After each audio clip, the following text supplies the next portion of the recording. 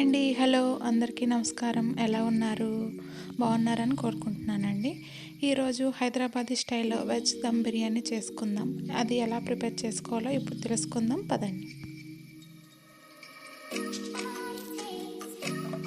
ఒక బౌల్‌ని తీసుకొని అందులో క్యారెట్ పీసెస్ అండ్ బంగాళదుంప ముక్కలు అండ్ చిన్నగా కట్ చేసిన బీన్స్ ముక్కల్ని తర్వాత కాలీఫ్లవర్ ముక్కల్ని యాడ్ చేసుకోవాలి. ఒక పచ్చిమిర్చిని చిన్నగా కట్ చేసి యాడ్ చేసుకోవాలి. తర్వాత ఒక కప్పు గ్రీన్ పీస్ పచ్చి బఠానీని యాడ్ చేసుకోవాలి.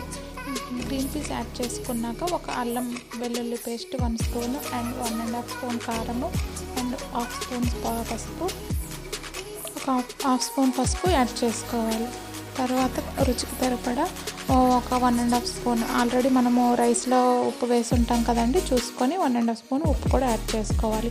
అలాగే హాఫ్ స్పూన్ జీలకర్ర పొడి, హాఫ్ స్పూన్ ధనియాల పొడి, ఒక half spoon biryani masala powder add చేసుకోవాలి. బిర్యానీ మసాలా అంటే అన్ని గరం మసాలాలు కలిపి నేను పౌడర్ చేసి పెట్టుకున్నానండి. ఆ మసాలాని నేను యాడ్ చేసుకున్నాను.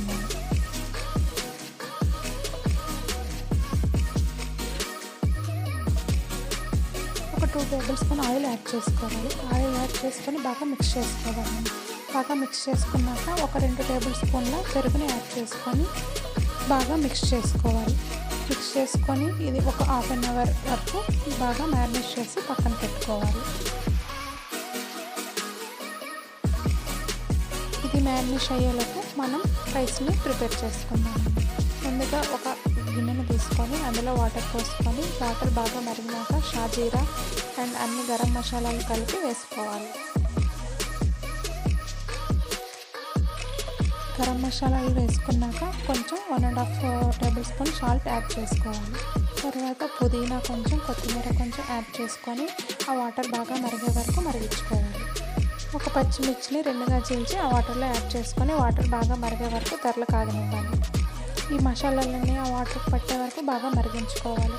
నేను ముందుగా 1.5 గ్లాస్ రైస్ని కడిగి పక్కన పెట్టుకున్నానండి. ఆ రైస్ని ఇప్పుడు ఇందులో యాడ్ చేసుకోవాలి.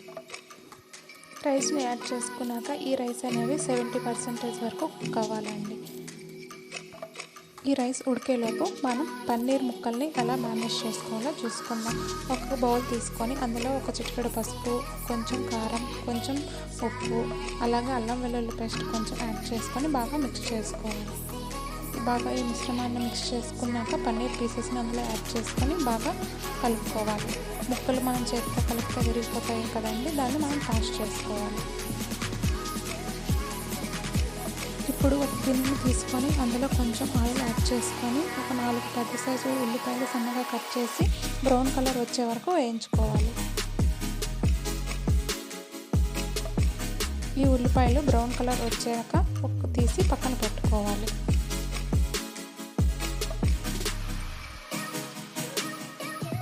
ఇప్పుడు అదే గిన్నెలో మనం ముందుగా మ్యారినేట్ చేసి పెట్టిన పన్నీర్ పీసెస్ని యాడ్ చేసుకొని బాగా కలుపుకోవాలి. ఇలా ఈ పన్నీర్ పీసులు వేయించుకోవడం వల్ల మంచి టేస్ట్ ఉంటుందండి పన్నీరు. అలానే గట్టిగా ఉంటుంది, మెత్తగా అవ్వకుండా ఉంటుందండి. ఇప్పుడు కొంచెం వేడిపాలు తీసుకొని అందులో కుంకుమ పువ్వు యాడ్ చేసి ఒక పక్కన పెట్టుకోవాలండి. ఇప్పుడు ఈ పన్నీర్ పీసెస్ వేగిపోయాయండి. వీటిని తీసి మనం ఒక బౌల్లో పక్కన పెట్టుకోవాలి. అదే గిన్నెలో ఒక స్పూన్ బటర్, కొంచెం ఒక 4 స్పూన్ల ఆయిల్ యాడ్ చేసుకోవాలండి. ఈ ఆయిల్ వేడెక్కాక మనం ముందుగా మేనేజ్ చేసి పెట్టుకున్నాం కదండి వెజిటేబుల్స్ని, అవన్నీ యాడ్ చేసుకోవాలి. వెజిటేబుల్స్ అన్నీ బాగా మిక్స్ చేసుకొని కొంచెం వాటర్ యాడ్ చేసుకొని ఒక 10 మినిట్స్ వరకు కుక్ అయ్యే వరకు ఉడికించుకోవాలి.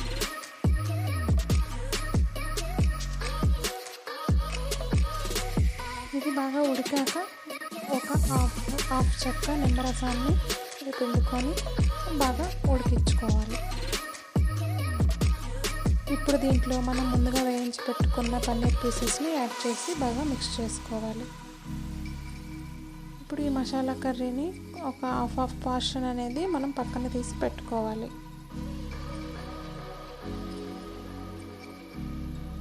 ఇప్పుడు ఇందులో 70% కుక్ అయిన రైస్ని యాడ్ చేసుకొని దానిపైన బ్రౌన్ ఆనియన్స్, తర్వాత మనం ముందుగా సైడ్కి తీసి పెట్టిన మసాలా కర్రీని యాడ్ చేసుకొని దానిపైన మళ్ళీ రైస్ని యాడ్ చేసుకో 2 లేయర్స్లా 2 లేయర్స్గా రైస్ని స్ప్రెడ్ చేసుకోవాలి. లాస్ట్గా బ్రౌన్ ఆనియన్స్ మిగిలిన ఉన్న బ్రౌన్ ఆనియన్స్ని కూడా యాడ్ చేసి బిర్యానీ మసాలా ఉంటుంది కదండి, ఆ పౌడర్ని పైన స్ప్రింకిల్ చేయాలి. దానిపైన కొంచెం నెయ్యిని అప్లై చేసి నెయ్యి వేస్తే టేస్ట్ వస్తుందండి, బిర్యానీ మంచి టేస్ట్ వస్తుంది. నెయ్యిని అప్లై చేసుకోవాలి. దీనిపైన కొత్తిమీర పుదీనా వేసి గార్నిష్ చేసుకోవాలండి. తర్వాత సైడ్లో వరకు ఆవిరి అనేది బయటికి రాకుండా మనం టిష్యూతో కవర్ చేసేసేయాలి.